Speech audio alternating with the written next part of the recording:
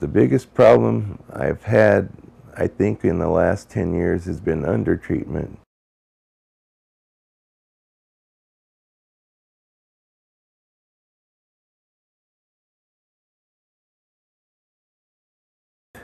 It's been to the point many times that the doctors were more worried about the DEA than the patient, the way I felt.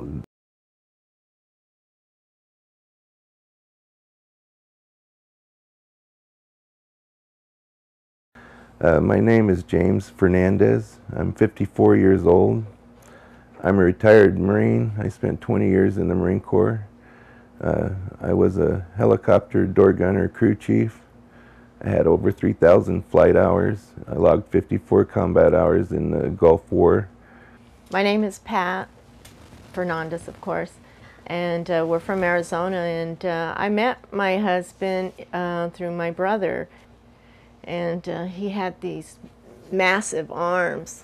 I was like, I had never seen such huge arms on a man, and I thought they were pretty nice to look at. So then when he found out that I liked his arms, he used to come around and flex for me, you know. Yeah, so we've been married about 23 years.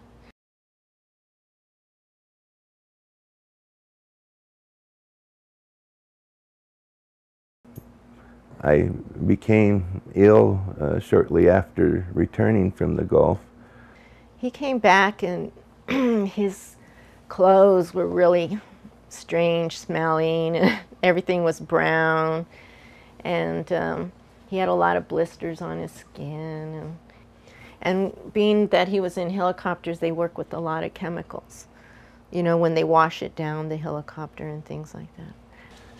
Cervical degenerative disc disease, lumbar degenerative disc disease, chronic low back pain, cervical spondylosis, bilateral osteoarthritis, Gulf War syndrome, morbid obesity, fibromyalgia, and I tested positive for lupus. I started going to the doctor and being placed on medications, non-narcotic medications. I became so ill and the medications became so much that I began bleeding internally, and they changed me to morphine. The biggest problem I've had, I think, in the last 10 years has been undertreatment. Doctors are being reluctant to prescribe morphine or narcotics, are very likely to give me much less medication than I need.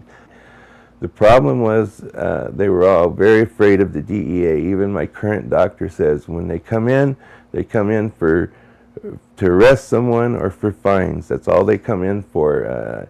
If I got to document everything, or else I'm not covered. They're just terrified whenever it's brought up, DEA and narcotics. It doesn't matter whether the end result is I'm without pain. What matters is how they're going to explain it to someone, or document it, or tell somebody why they're doing it. And that's been a big problem all along.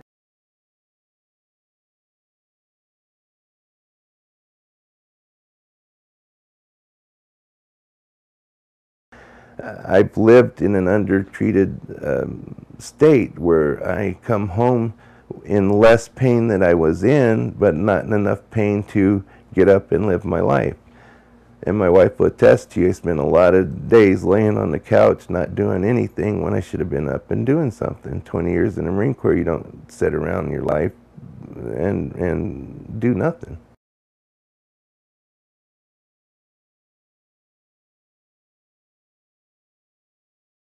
I just lost 25 pounds because they had increased my medication. I became more mobile. I was getting around better.